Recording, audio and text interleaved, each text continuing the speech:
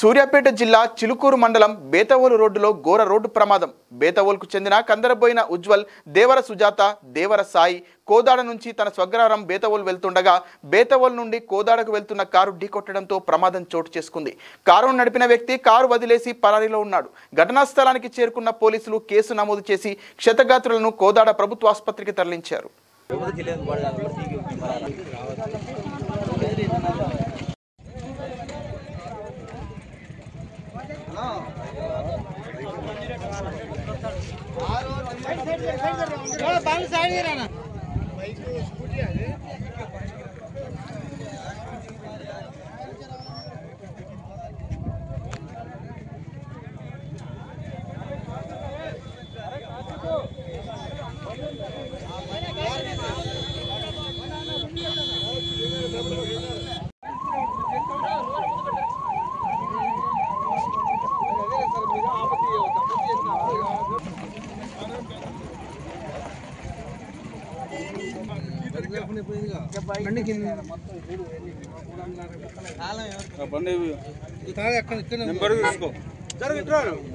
అన్న వస్తుంది బైక్